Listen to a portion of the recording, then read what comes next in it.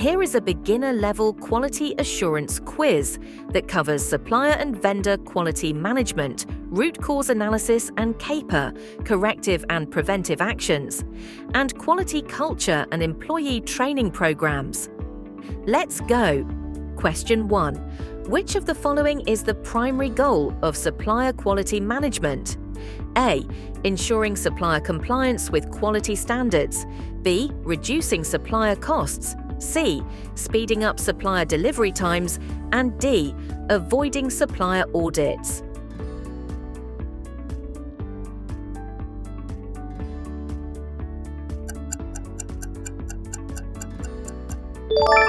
The answer is ensuring supplier compliance with quality standards. Question 2. What is a key step in evaluating a supplier's quality performance? A. Ignoring minor defects. B. Conducting supplier audits and inspections. C. Accepting all shipments without checks. And D. Reducing purchase orders.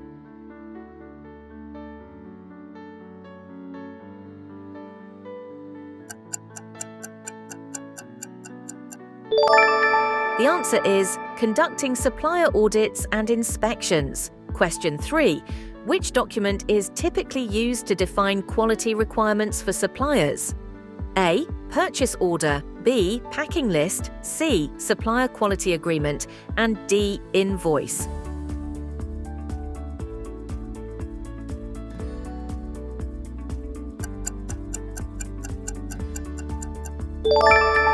The answer is supplier quality agreement. Question 4. What is the purpose of conducting a supplier audit? A. To track financial transactions. B. To reduce the cost of materials. C. To ensure faster delivery times. And D. To verify the supplier meets quality and compliance standards.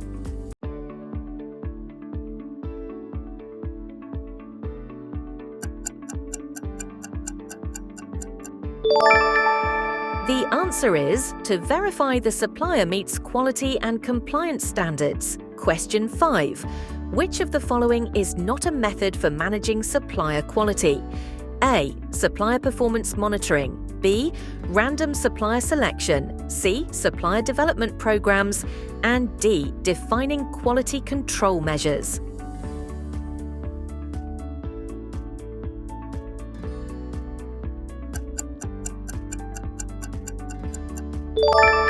The answer is random supplier selection. Question 6.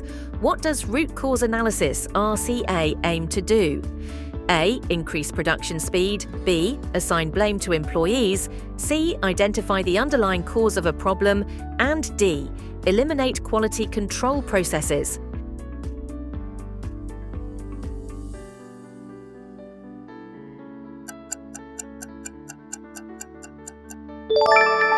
The answer is identify the underlying cause of a problem.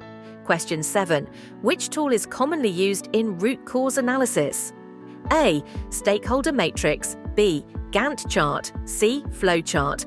And D. Fishbone diagram, Ishikawa diagram.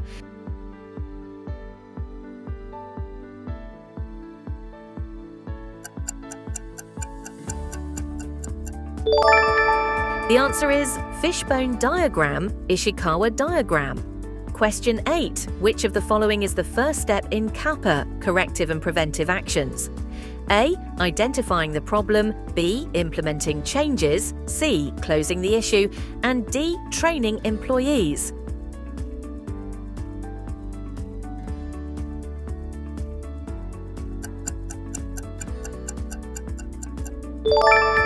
The answer is identifying the problem. Question 9. Corrective actions focus on A. Increasing costs. B. Preventing future defects. C. Reducing production time. And D. Fixing existing defects.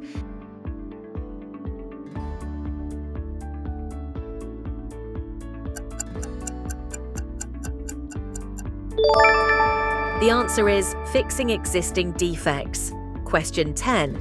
Preventive actions focus on A. Slowing down production. B. Repairing defective products. C. Stopping potential defects before they occur. And D. Ignoring small defects.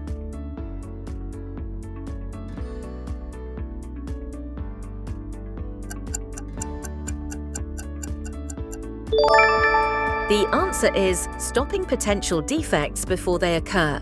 Congratulations on completing 10 questions. Let's move ahead.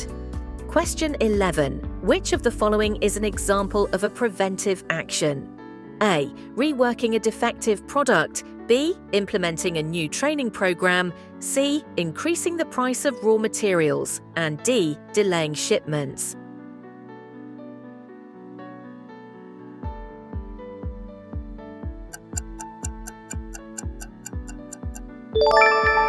The answer is implementing a new training program. Question 12. A CAPA report should include A. Root cause analysis, corrective actions, and verification results. B. Only the identified problem. C. A list of employees involved. And D. Supplier complaints.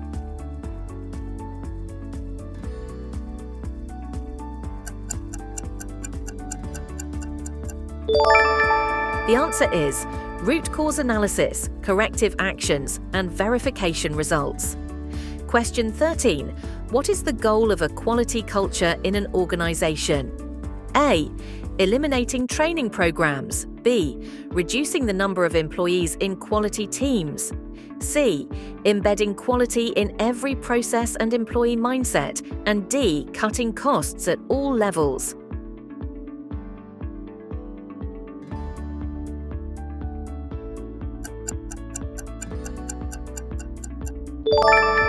The answer is embedding quality in every process and employee mindset. Question 14. Which is a key benefit of employee training in quality management? A. Higher employee turnover. B. Increased awareness of quality standards. C. Reduced customer satisfaction. And D. Increased number of defects.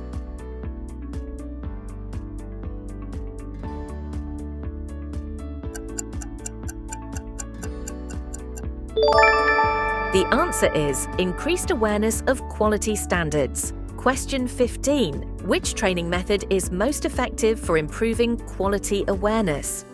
A. Hands-on workshops and real-case scenarios. B. Ignoring quality issues. C. Reducing documentation requirements. And D. Avoiding audits.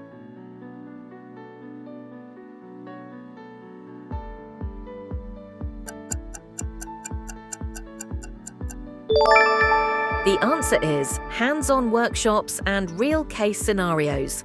Question 16.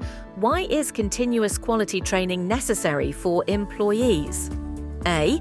To reduce supplier communication. B. To increase product delivery times. C. To eliminate the need for quality checks.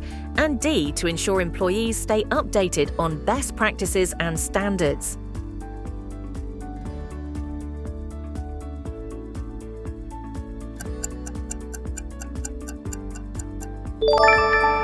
The answer is to ensure employees stay updated on best practices and standards. Question 17. What is a quality management system, QMS? A. A framework for managing and improving quality processes. B. A system for financial auditing. C. A manufacturing process for mass production. And D. A cost-cutting measure.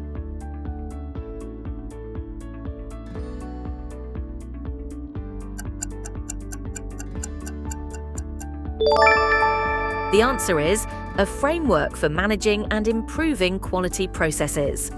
Question 18. Which of the following can help improve a company's quality culture? A. Ignoring customer complaints. B. Leadership commitment to quality. C. Eliminating training programs. And D. Increasing defect rates.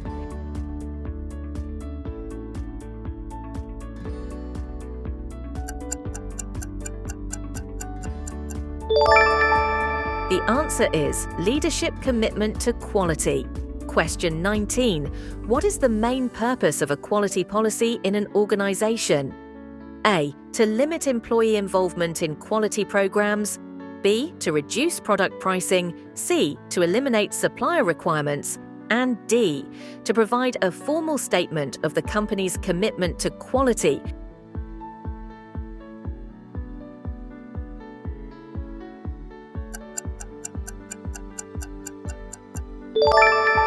The The answer is to provide a formal statement of the company's commitment to quality. Question 20.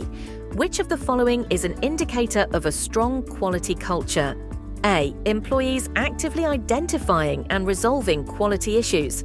B. Lack of communication about quality standards. C. Increasing the number of rejected products. And D. Avoiding process improvement initiatives.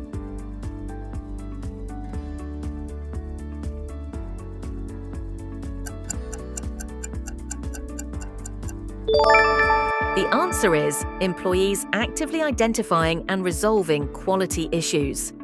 How many did you get right? Comment below and subscribe for more.